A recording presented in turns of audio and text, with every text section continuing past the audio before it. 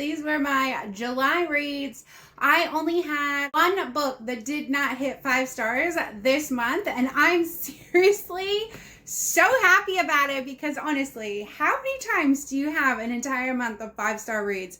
The only one that didn't get 5 stars was 4 stars, so seriously, such a good month of reading.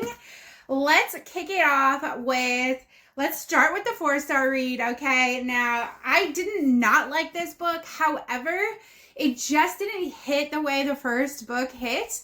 It could have been because I read it a while ago and this is the second book, but it really just, it took me a long time to get back into it. I didn't reread the first one, so it took me a long time to get into it. So for me, it was 4 stars. It's unlike a lot of other books that I read, so I enjoyed the different sirens and fantasy aspects of that. Now, let's get to our first 5-star read of July, which was this book. I absolutely loved this book. It was so good. Bloodbound was trials and friendship. I love how there was 2 really great female characters that came together in this. I love how the love interest wasn't exactly the very first thing that we focused on.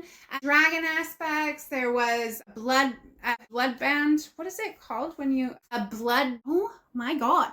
It's like I've never read fantasy. When you bind yourself with somebody else using your blood, somebody, what is that called? Anyways, it's in this book. Okay, guys, my audio has totally cut off here, so I want to make sure that I give you all the updates about these books. So Bloodbound, 100% read it, 5 stars.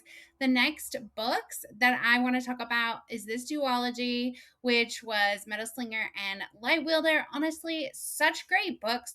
Poor Lightwielder got some bad press, hey? But I don't know, maybe because people were reading the Metal Slinger about a year ago and then picked up Lightwielder, but because I read them back to back, it honestly was really good. I had a really good time reading these books, and they're definite 5-star, both of them. Even with Metal Slinger's plot twist, I actually had a spoiler about that, and I still loved it. So definitely read those 2, Metal Slinger and Lightwielder. Next, I have this little number, A Study in Drowning. Now, I was not sure about this book. The description on the back definitely paints it as a story that I haven't read before. It's about a girl who's in university who goes away to school, and her whole life she's followed this author and all the books this author has written, and she's uncovering the truth about this author and the stories that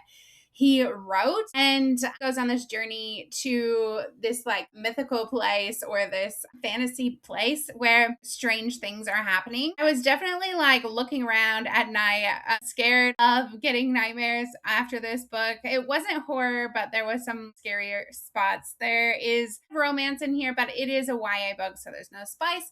I really enjoyed it and I give it 5 stars. So if you haven't read it, you definitely should. Okay, so the next book that I want to talk about is this one. It was such a fun read. This was The Veiled Court. Honestly, if you haven't read this before and you're looking for something fae, romantasy, there's trials, enemies to lovers. It was a really good book. I really enjoyed it. You could also read their other series, which is Avalon Tower, which takes place before The Veiled Court. So there are some references to some of the things in the Avalon Tower series. However, you definitely don't need to read one to read the other. But it was a really good time. The writing style was very similar to Avalon Tower. So if you like that, I have a feeling you're really going to like this one as well. Okay, so the last book that I want to talk to you about is The Web of Vows and Vengeance. This is such a good book. I did a whole review on it before. You can go back and look at that. But this was such a fun reminder of why I love the romantasy genre and all of the beautiful things that are included in it. There was trials, there was enemies to lovers, there was everything that you want in a good romantasy. And honestly, I was flipping pages, obsessed, went straight into book 2. I think book 3 is out in September, but it just had me feeling all the good vibes. And honestly, if you haven't felt that way about a book in a long time, I highly recommend you run and get those 2 books now because I'm sure the one in September is going to be just as good. All right, guys, that's it for me. July was a massive month of 5-star reads. So let me know, did you have a 5-star read? What are you going to read next? Keep me updated. I need to know. I'll see you next month.